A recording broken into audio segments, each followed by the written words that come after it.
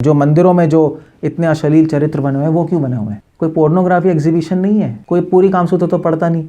कामसूत्र में बहुत सारी चीज़ें, 64 कलाओं की चर्चा है, मगर भैया जिसको काम वासना देखनी है वो तो वहाँ से वही निकाल लेगा।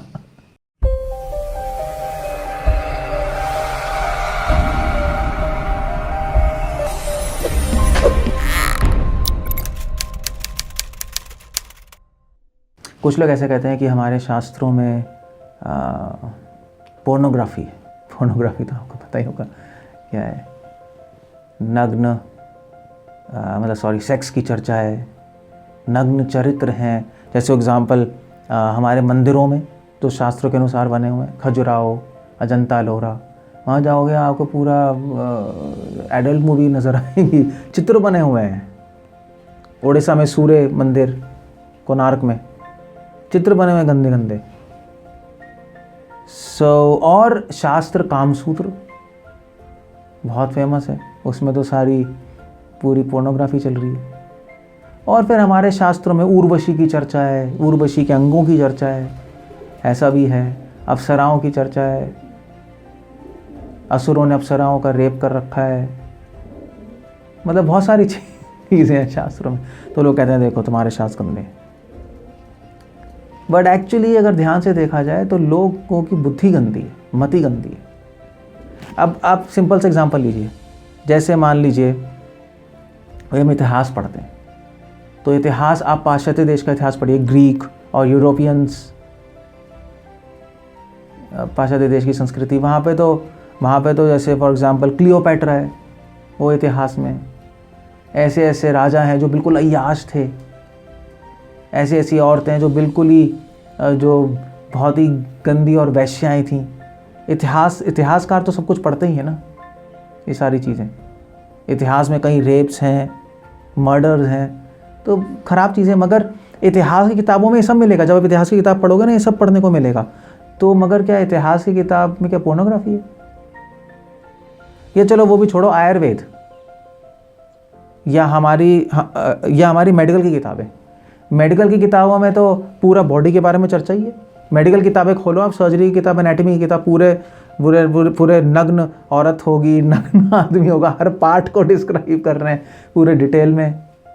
और मेडिकल की किताब में भी बताया सेक्स करते हैं, उसमें हार्मोन्स कौन से रिलीज होते हैं, माइंड में क्या होता है, फीलिंग्स आती है, तो क्या वो सब पोर्नोग्राफी है? या फॉर एग्जाम्पल आपके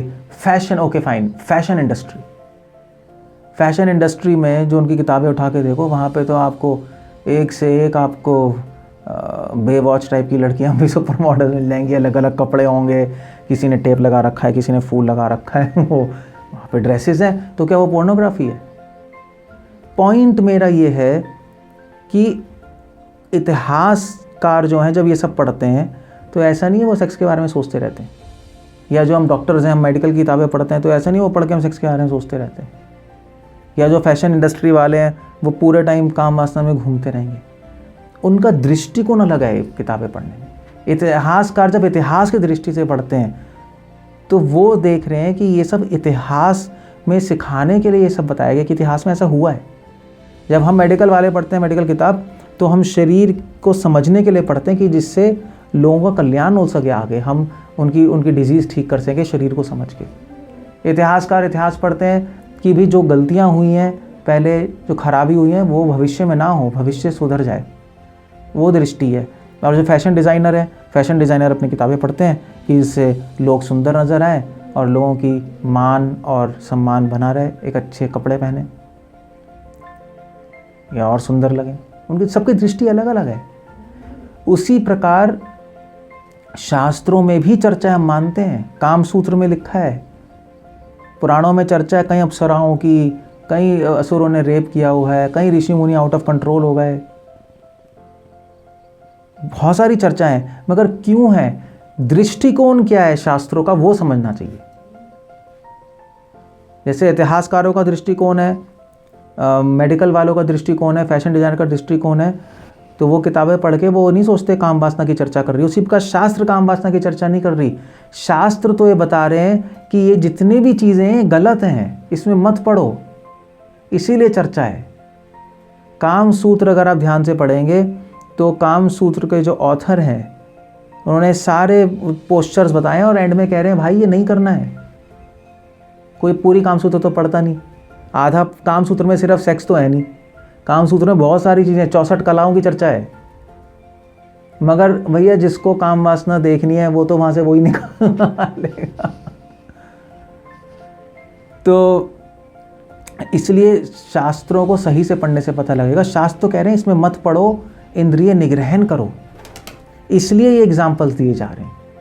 इंद्रिय निग्रहण हो, मन कंट्रोल हो, मन शांत हो और लोगों का कल्याण हो। तो इसलिए हमें नहीं कहना चाहिए शास्त्र में पोर्नोग्राफी, अगर आप ऐसे उठा के पढ़ लोगे तो दिखाई देगा ही देगा, उसमें कौन सी बड़ी बात है।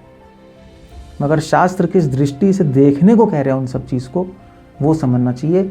और वो दृष्टि है कि ये चीज़ें खराब हैं, इसमें मत पढ़ो। ये चीज़ें करने से देखो ऋषि मुनियों की भी बर्बाद हो गई लाइफ। जो लोग कोशिश कर रहे थे भगवान को प्राप्त करने की, वो डिस्ट्रैक्ट हो गए अपने रास्ते से। काम सूत्र में बताया है कि ये जो खराब काम वासना से जो आदमी पड़ जाते हैं और जो खराब क्या कहते हैं तरीके से काम वासना में रहता है, उसको भयंकर बीमारियां होंगी, उसका मन अशांत रहेगा और कभी भी खुश नहीं रहेगा। थोड़ी सी खुशी मिल सकती है सब करने से, मगर अंत में दुखी मिलेगा।